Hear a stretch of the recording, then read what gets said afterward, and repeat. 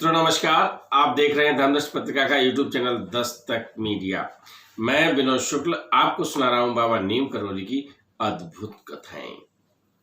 अद्भुत कथाओं की श्रृंखला में महाराज जी की उन बातों पर जो बातें पर्दे से बाहर की थी, है ना, उन बातों पर भी चर्चा हो रही है उमादत्त शुक्ला और सुधीर दादा में। दादा पूछते हैं, दो लोग बात कर रहे हैं कि महाराज जी भक्तों की अभिलाषाएं जो पूरी करते हैं कैसे करते हैं। बड़ा अजीब प्रश्न है और प्रश्न भी ऐसा है जिसके बारे में दादा जानते हैं, लेकिन उमादत्त शुक्ला के मुखार बिंदु से सुनना चाहते हैं। क्योंकि जब कोई बात आध्यात्मिक चर्चा होती है तो ऐसी बात कहीं से कहनी पड़ती है जिससे वो बात चालू हो जाए। दो लोग चुपचाप बैठे हों और एक बात शुरू हो जाए तो फिर उस पर चर्चा होती रहती है। तो दादा ने पूछा और उमादत्त शुक्ला चालू हो गए। बोले, एक संत विशुद्धानंद परमहंस जी उसी क्षेत्र में थे और परमहंस तो साहब परमहंस हैं। परमहंस जानते हो ना, कोई लोभ लालच किंचित मात्र नहीं होता। परमहंस की तो परिभाषा आप समझ लीजिए कि हमेशा आनंदमयी वातावरण में रहते हैं, आनंदमयी मन में रहते हैं और भी जो चीजें इस सांसारिक दृष्टि से ऊपर हो सकती हैं उन सब का आनंद उनको मिल जाता है। और परमहंस जो हो जाता है कल्प वृक्ष की तरह हो जाता है। आप जाइए, आप मांगे, प्राप्त कर लीजिएगा। तो एक बार मां आनंदमयी एक संत हुई हैं, बहुत प्रसिद्ध संत हैं।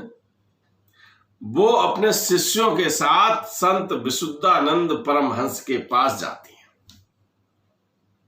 और उनके शिष्य भी होते हैं। मां के साथ जो शिष्य होते हैं वो जब पहुंचे तो महाराज जी से चमत्कार, जो चमत्कार होते हैं ना वहां पर, वो दिखाने को कहने लगते हैं। अब चमत्कार में क्या है भाई, भक्त जो आएंगे, जो आदमी सामान्यतः आदमी कहेगा उन्हीं साहब अब जो है मान लीजिए आम का सीजन नहीं है और उन्होंने कहा महाराज जी आम खाने की इच्छा है, उन्हें लीजिए साहब, है ना। ये बहुत छोटी चीज हम आपको उदाहरण के रूप में बता रहे हैं। तो चमत्कार है ना, बैठे हुए हैं, बहुत सर्दी लग रही है और कहीं साहब गरम गरम जलेबी मिल जाती तो बहुत अच्छा होता, लीजिए साहब। ये हम सब के लिए चमत्कार हैं और सच में ये सब वो क्रियाएं हैं जो वहां जाने का उद्देश्य ही खत्म कर देती हैं। हम चमत्कार देखने नहीं जाते, हम उनकी परीक्षा लेने नहीं जाते, हम अपने मन को बहलाने नहीं जाते, बल्कि अधिकांश लोग ऐसा करते हैं। ये चीजें सांसारिक चीजें हैं और सांसारिक चीजों की, भाई आप जलेबी खानी दुकान पे खा लीजिएगा, आम खाने तो सीजन पे खा लीजिएगा। आप एक संत के पास पहुंच गए हैं जो भगवान बन जाता है, देव स्वरूप हो जाता है और उस संत से आप ऐसी आशा करके और उसमें अपना समय नष्ट करके बल्कि जीवन का एक अमूल्य सुनहरा अवसर खोकर चले आते हैं।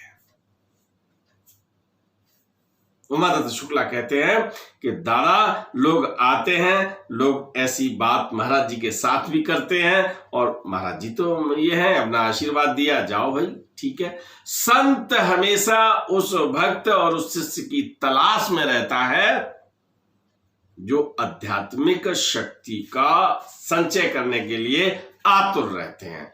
वही वास्तव में उसका संत सानिध्य का फल प्राप्त कर पाता है।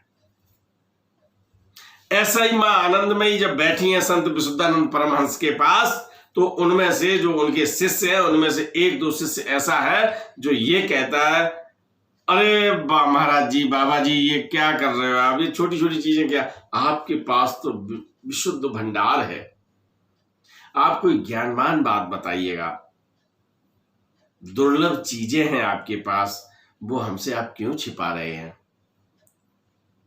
संत विशुद्धानंद परमहंस थोड़े सीरियस हो जाते हैं, है ना।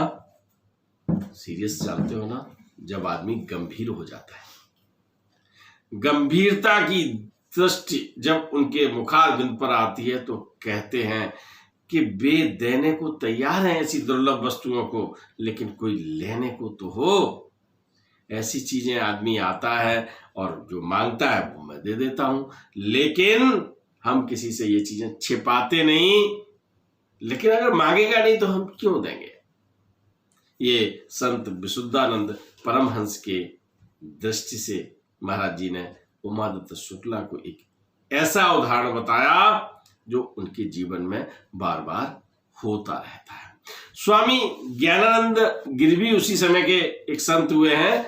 उनके पास भी लोग जाते हैं और गृहस्थी और सांसारिक चीजों को मांग के चले आते हैं। उनसे एक दिन एक भक्त प्रश्न करता है कि आप अपनी आध्यात्मिक बातों को क्यों नहीं देते। तो वो कहते हैं कि भाई दुकान तो हमारी भरी पड़ी है, लेकिन ग्राहक जो आएगा जो मांगेगा वही तो देंगे ना। और जब ग्राहक मांगता कुछ और है, हम देने कुछ और लगे तो क्या लेके जाएगा।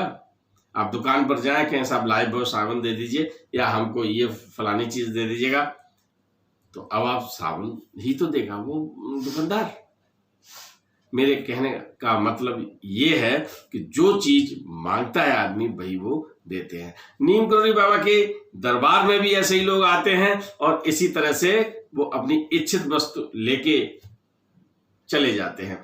लेकिन बहुत कम लोग जो महाराज जी के पास अमूल्य धरोहर है, जो उनकी आध्यात्मिक शक्तियां हैं।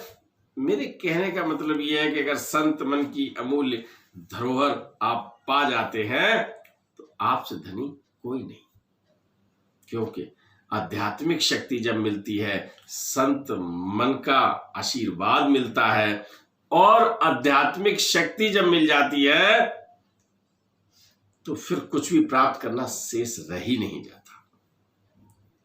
महाराज जी ने कहा था एक बार सिद्धि माता से, सिद्धि मां आपने कई कथाओं में वर्णन सुना है, एक उम्र बताई थी, मैं उस उम्र का उल्लेख नहीं करना चाहूंगा, लेकिन जब वो आजकल ऐसा ना वयस्क जो होते हैं 18 साल से पूर्व ही उन्होंने वो सिद्धियां प्राप्त कर ली थी, उनका कुछ भी पाना शेष नहीं रह गया था, ऐसा वर्णन मिलता है।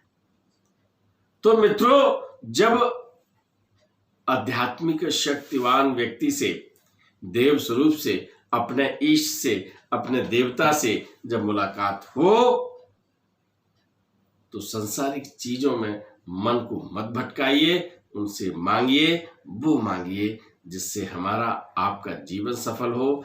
उनकी अमूल्य जो धरोहर है उनके पास हैं, जो शक्तियां उनके पास हैं, उनकी इच्छा कीजिए वो मिलेंगी, वरना उनके पास वो धरी की धरी रह जाती है, लोग लेने वाले नहीं होते। और महाराज जी का जो संत स्वभाव है, उन्होंने विशुद्धानंद परमहंस और स्वामी ज्ञानानंद गिरी के माध्यम से ये बताया कि भक्त जो लेना चाहे उसके लिए दरबार खुला है। आप भी अगर मुलाकात होती है तो चूकिएगा मत। राम राम। वीडियो पसंद आए तो लाइक कीजिए, शेयर कीजिए, सब्सक्राइब बटन पर क्लिक करके चैनल को सब्सक्राइब करें और बेल आइकन दबाना बिल्कुल ना भूलें, ताकि हमारे अपडेट वीडियो आपको मिलते रहें।